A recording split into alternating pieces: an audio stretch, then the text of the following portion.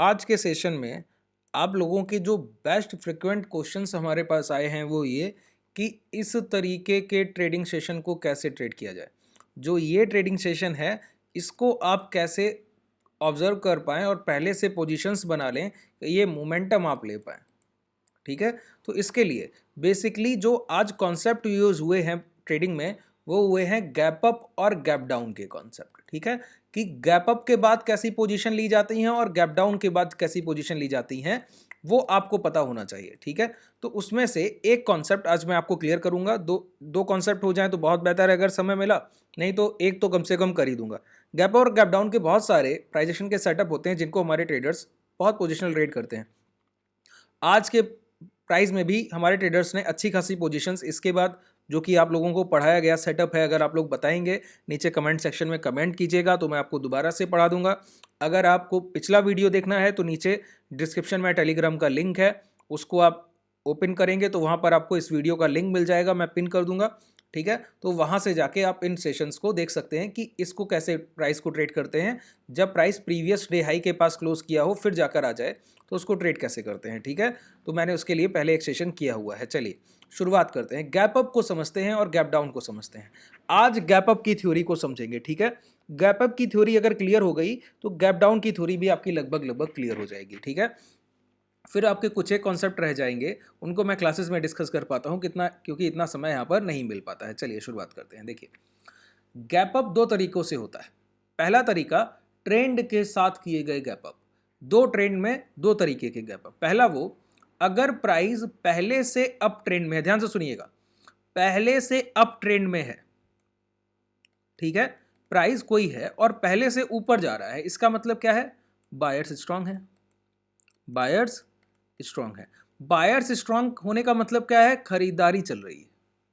क्या है, खरीदारी चल रही है। ठीक है, अच्छा, अगर बायर स्ट्रांग है और खरीदारी चल रही है और प्राइस ऊपर जा रहा है, ठीक है, अप ट्रेंड में, हायर हाइज, हर बार एक हाई ब्रेक करके नया हाई, एक हाई ब्रेक करके नया हाई। ठीक है, और उसके बाद आप खरीदारी का इंतजार कर रहे हो कि कल मुझे कोई बाइंग अपॉर्चुनिटी मिले।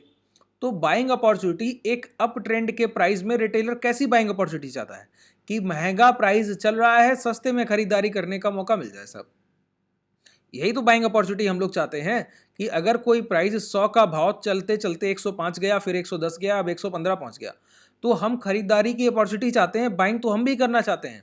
इस ट्रेंड का बेनिफिट तो एज अ ट्रेडर हम भी लेना चाहते हैं, लेकिन कैसे, अगर प्राइस में कोई डिस्काउंट मिले तब। अगर यही 115 जो भाव पहुंच गया 111-12 में खरीदने को मिले तो हम लोग सोचे यहां से रिवर्सल पे कि यहां बाइंग कर लें, और फिर जाके हाई ब्रेक करे तो और बाइंग कर लें। ठीक है, और हम लोग सोचिए यहां पर इस तरीके की बाइंग को प्लान कर कर बैठे हों और अगले सेशन में जो प्राइस 115 पहुंच चुका है गैप अप करके ओपन हो जाए 118 पर या 120 पर, तो क्या होगा, तो होगा ये कि हम लोग मायूस हो जाएंगे। रिटेलर्स जो बड़ा खरीदार है, इंस्टीट्यूशंस, उन्हों की खरीदारी का, यही तो उनकी खरीदारी का ये जो परिणाम था, इंपैक्ट जो दिखा गैप अप का, ये इंस्टीट्यूशंस की बाइंग का ही था। और जो ट्रेडर्स इस प्राइस को और खींच पाते उनको तो प्राइस ही नहीं मिला बाइंग का, तो हम सब मायूस हो गए। तो अब ऊपरी स्तर पर खरीदार बहुत इंटरेस्टेड नहीं होगा, लेकिन खरीदारी की किसने होगी जब ये प्राइस 2 से 4%, 5% गैप अप किया, इंस्टीट्यूशंस ने बाइंग की है। अच्छा, इंस्टीट्यूशंस ने बाइंग की और रिटेलर निचले स्तर पर इंतजार करते रहे, तो अब प्राइस क्या करेगा, इंस्टीट्यूशंस तो कल बाइंग कर गए, उसका परिणाम क्या हुआ, गैप अप। अब रिटेलर इस प्राइस में इंटरेस्टेड नहीं है क्योंकि उनको चाहिए था 111-12 का प्राइस, प्राइस पहुंच गया 118-19। तो अब प्राइस में क्या होगा, जो होगा वो ये, through out the day consolidation. एक अप ट्रेंड के प्राइस में कभी भी एक गैप अप हो जाए, ना तो प्राइस गिरता है और ना चलता है, वहीं रुक जाएगा, थोड़ी बहुत गिरावट करेगा और उसी के बाद एक जोन बना लेगा और कंसोलिडेशन कर देगा। अप ट्रेंड के प्राइस में एक बड़ा गैप अप प्राइस को ना तो चलने देता है ना गिरने देता है। गिरने इसलिए नहीं देता है क्योंकि ये बड़े खरीदारों की खरीदारी की वजह से हुआ है।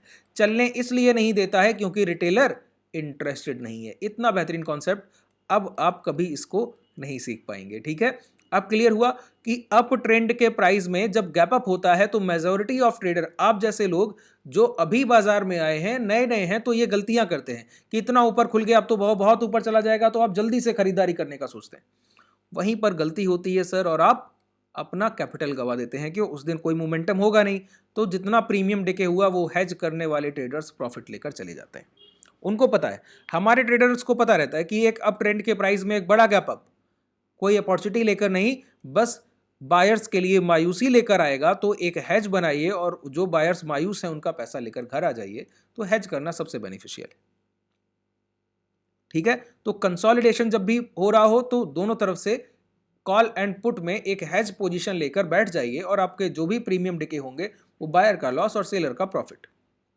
ठीक है, तो अब बात क्लियर हुई कि अब ट्रेंड के प्राइस में बड़े गैप अप के बाद कोई खरीदारी नहीं होती। इसका लाइव एग्जांपल चाहिए तो आज के आईसीआईसीआई बैंक के प्राइस को आप देख सकते हैं। क्या प्राइस में एक बड़ा गैप अप हो गया? बड़े गैप अप कब हुए? जब प्राइस एक बड़े टाइम फ्रेम पर कोई डाउन ट्रेंड में नहीं है। अगर आप आईसीआईसीआई बैंक के चार्ट को देखें, देखिए एचडीएफसी बैंक एक डाउन ट्रेंड का प्राइस है, आईसीआईसीआई बैंक एक डाउन ट्रेंड का प्राइस नहीं है। देखिए वीकली टाइम फ्रेम पर आ जाइए, ये प्राइस एक्शन है। ये प्राइस क्या है? अप ट्रेंड का प्राइस है। डाउन ट्रेंड का प्राइस है क्या ये? नहीं, डाउन ट्रेंड का प्राइस नहीं, अप ट्रेंड में चल रहा है, कोई भी रिवर्सल नहीं। प्राइस अभी भी चल रहा था, पिछले सेशंस की 3 हफ्ते की खरीदारी अच्छी है, हाई के ऊपर आज क्या किया? गैप अप कर दिया। तो एक अच्छे बायर्स बड़े गैप अप के बाद अब प्राइस को ना तो आप चला पाइएगा ना बहुत गिरा पाइएगा। तो सोचिए, इंडेक्स में 2.5% का करेक्शन, 1000 पॉइंट से ज्यादा बैंक निफ्टी गिर गया हो और आईसीआईसीआई बैंक फिर भी 2% पॉजिटिव क्लोज कर गया।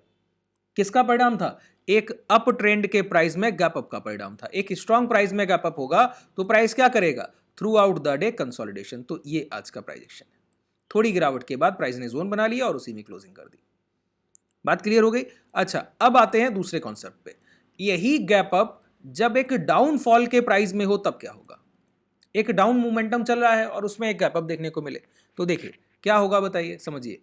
ग्रीड पर एक लालच के तहत एग्जीक्यूशन होंगे और उसके परिणाम में एक बड़ा मोमेंटम आएगा। कैसे? सोचिए, देखिए यही कॉन्सेप्ट आज फॉलो अप हुआ। जो आप लोग पूछ रहे थे ना कि इतनी बड़ी रैली, इतनी बड़ा डाउन ट्रेंड कैसे? इतना बड़ा डाउन ट्रेंड मात्र और मात्र एक बड़े गैप अप से। कैसे?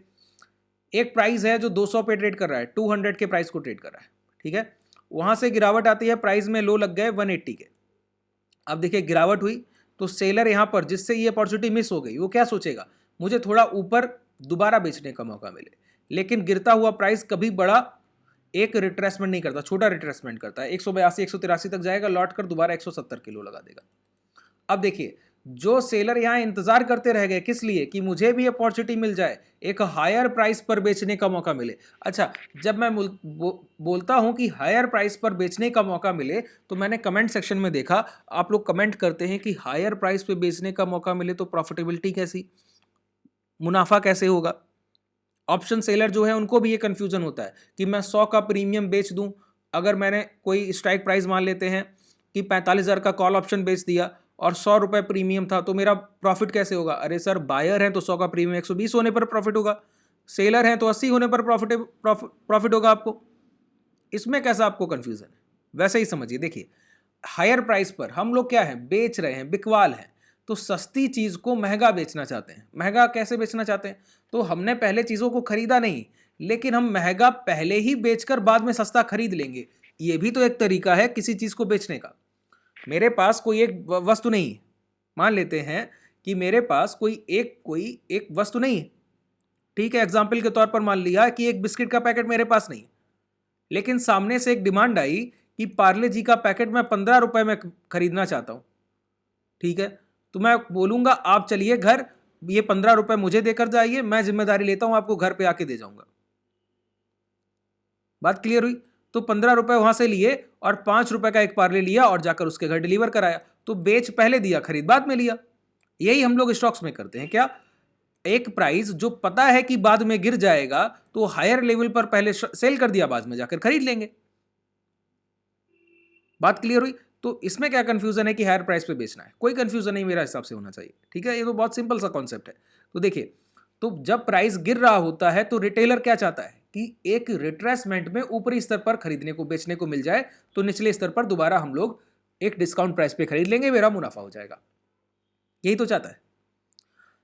तो प्राइस क्या कर रहा है, 200 से 180 आया, फिर 82 तक गया, 200 तक नहीं गया, फिर गिर गया, अब 170 आ गया। अब ट्रेडर तैयार है खरीदने को, कहाँ 172 173 पर भी तैयार है, 74 पर भी तैयार है, लेकिन प्राइस 171 जाके लौट आया। अब क्या कीजिएगा, आप तैयार के तैयार ही रह गए। तो यहां पर जो बेचने को तैयार थे, यहां बेचने को तैयार थे, यहां बेचने को तैयार है, ये सारे सेलर्स इकट्ठे होते होते एक पॉइंट पे पहुंच गए कि मुझे बस एक मौका मिल जाए, कैसे भी बड़े प्राइस में खरीदारी निचले स्तर पर करेंगे और ऊपरी प्राइस पर बेचने का मौका मिल जाए।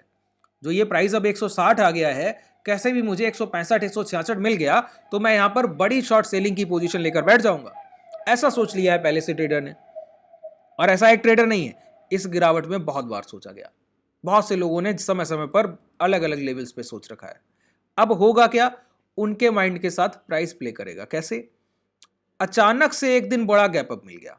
आप सोचिए, जो यहां बेचने को बैठे थे, यहां बेचने को बैठे थे, यहां बैठे थे, यहां, अब उनको तो लगेगा कि इतना बड़ा अचानक से एक बड़ा बेचने का मौका मिलना, और इतने ऊपरी प्राइस पर, वो भी अचानक से, रिट्रेसमेंट के लिए इंतजार नहीं करना पड़ा, खुलते ही भाव इतना ऊपर, 60 की क्लोजिंग थी और 70 पर बेचने का मौका मिल गया। तो ये सारे ट्रेडर्स, सारे सेलर्स एक साथ प्राइस पर टूट पड़ेंगे, एक साथ, और क्या होगा, बहुत बड़ी बिकवाली कर देंगे। जब इतने रिटेलर्स, इतने ट्रेडर एक साथ एक प्राइस पर टूट पड़ेंगे तो बहुत बड़ी बिकवाली होगी।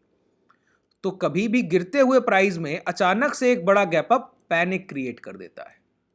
कैसा पैनिक, गिरावट का डर। अगर उस पैनिक को कैच करना है तो क्या होना चाहिए, बस एक कंफर्मेशन। कंफर्मेशन क्या, कंफर्मेशन कि पहले 5 मिनट के कैंडल के हाई लो मार्क कर लीजिए। सुनिएगा ध्यान से, पहले 5 मिनट के कैंडल्स के हाई लो मार्क कर लीजिए। जब उस कैंडल के दो फॉर्मेशन होंगे, पहले 5 मिनट के कैंडल के, एक कैंडल बनेगा जिसके हाई लो थोड़ा दूर लगेंगे, पहले 5 मिनट के कैंडल के कंफर्म होते हैं, हाई लो दूर लगेंगे, बॉडी साइज होगा थोड़ा बहुत, इस तरीके का कैंडल बनेगा, ठीक है। एक बड़ा कैंडल बनने की संभावना रहती है पहले 5 और 10 मिनट के कैंडल, ठीक है, उसके हाई लो मार्क कर लीजिए। उसके अंदर एक इनसाइड डोजी बनेगा, एक बड़ा कैंडल का डोजी बन सकता है, अगर वॉलेटाइल है तो बड़ा।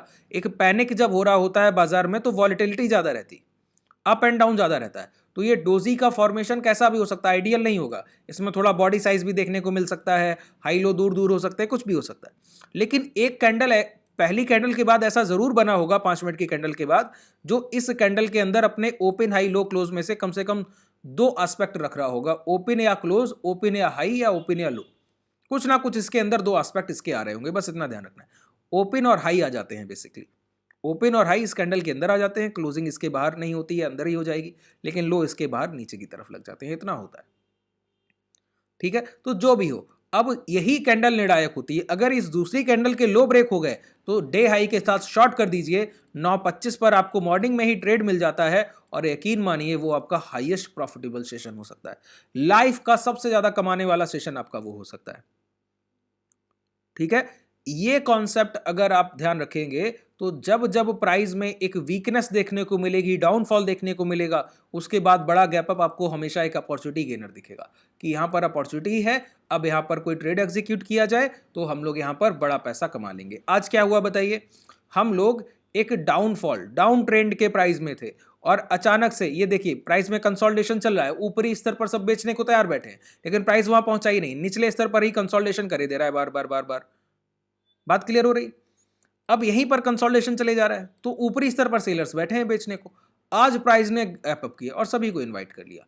इनवाइट किया तो प्राइस में क्या हुआ, मैंने कहा 5 मिनट के टाइम फ्रेम पर बड़े गैप अप के बाद आ जाइए, और पहली दो कैंडल्स के बाद आपको दिख जाएगा कि क्या हो रहा है, पहली दूसरी कैंडल में, ठीक है। तो पहली कैंडल ये रही, हाई लो मार्क किए, मैंने कहा नेक्स्ट कैंडल में कहीं ना कहीं डोजी जरूर देखने को मिलेगा, तो नेक्स्ट नहीं, उसका नेक्स्ट कैंडल आपको डोजी देखने को मिला, तो पहली कैंडल को छोड़कर इन दो कैंडल्स को आप मार्क कर लीजिए हाई लो के साथ इस डोजी के।